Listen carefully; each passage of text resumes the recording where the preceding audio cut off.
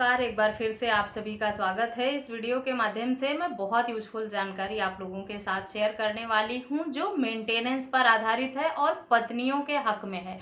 पति लोगों के लिए ये जजमेंट जो है वो राहत भरा नहीं है, मुश्किलें बढ़ा देने वाला है, क्योंकि इस मामले में हाई कोर्ट का आदेश जो रहा कि पत्नी का अगर तलाक भी हो गया है पति से और वो व्यभिचार में रह रही है, किसी के साथ एक्स्ट्रा मैरिटल अफेयर में थी, इसी ग्राउंड पर पति को तलाक भी मिला है, उसके बाद भी पत्नी तलाक के बाद मेंटेनेंस की मांग अपने पति से कर सकती है। सिर्फ इसलिए पत्नी को भरण पोषण देने से मना नहीं किया जा सकता क्योंकि वो व्यभिचार में रह रही थी।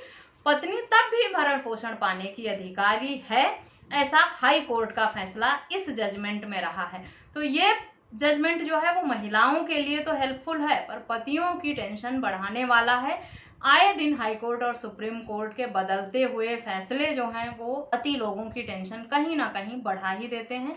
एक मामले में कहीं पति को राहत मिलती है कोर्ट से, तो दूसरे मामले में उसकी टेंशन बढ़ जाती है। इस तरह का फैसला आता है।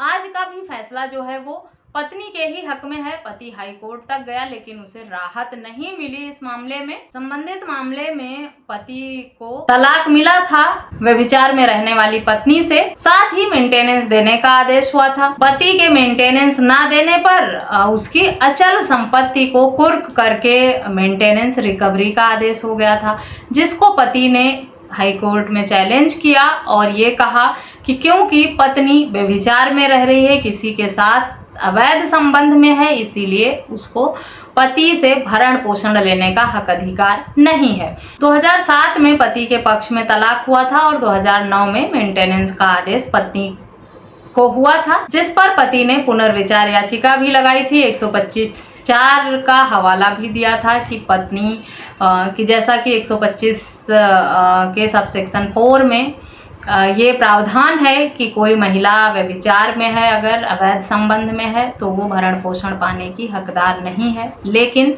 पति की इस याचिका की सुनवाई नहीं हुई, कोर्ट द्वारा खारिज कर दिया गया। व्यभिचार के आधार पर पति को तलाक तो मिल गया लेकिन मेंटेनेंस देने में राहत कोर्ट द्वारा उसे नहीं मिली लोअर कोर्ट से। पति हाई कोर्ट गया। पति ने ये भी हवाला दिया, ये भी तर्क दिया कि पत्नी से उसे तलाक व्यभिचार, क्रूरता और परित्याग के आधार पर मिला है, इसीलिए ऐसी पत्नी को भरण पोषण पाने का हक अधिकार नहीं है, जैसा कि कानून में प्रावधान है। पत्नी का कहना था कि पति ने एक तरफा तलाक ले लिया था, पत्नी को पता ही नहीं था और काफी समय बीत जाने के बाद पत्नी ने अपील भी किया था कोर्ट में तलाक रद्द करने के लिए, और पत्नी ने व्यभिचार में रहने को साफ इनकार कर दिया। उसने कहा पति उस पर सरासर आरोप लगा रहे हैं, झूठा आरोप लगा रहे हैं, ऐसा कुछ भी नहीं है। एक तरफ जहां पति की तरफ से ये तर्क दिया गया कोर्ट में कि महिला व्यभिचार में रह रही है, इसीलिए वो पति से भरण पोषण पाने का हक अधिकार नहीं रखती है, दूसरी तरफ पत्नी की तरफ से ये तर्क दिया गया कि जो महिला है वो पति के साथ वैवाहिक संबंध में नहीं है, उसका तलाक हो चुका है,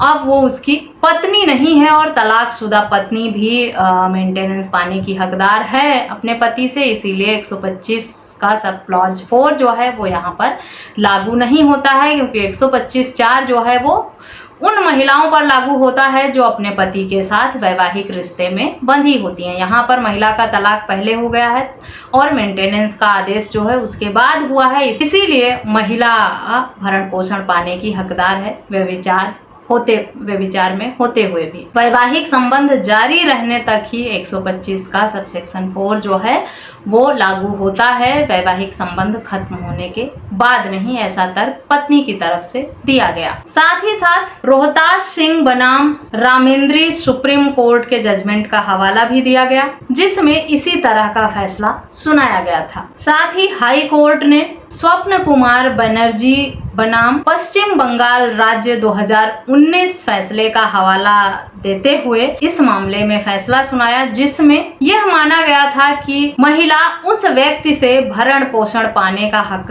हकदार रहती है जिससे वो पहले विवाहित। साथ ही कोर्ट ने ये भी कहा कि तलाक के बाद पत्नी के निजी जीवन को ना देखते हुए उसके वित्तीय जीवन को सहायता और आवश्यकता को देखते हुए भरण पोषण का आदेश सुनाया जाता है। यानी महिला अगर व्यभिचार में भी है तब भी वो अपने पति से जिससे तलाक हो चुका है भरण पोषण पाने का हकदार रखती है। इस तरह का आदेश इस जजमेंट में हाई कोर्ट द्वारा दिया गया है। आशा करती हूँ ये जजमेंट आप लोगों के लिए यूजफुल होगा।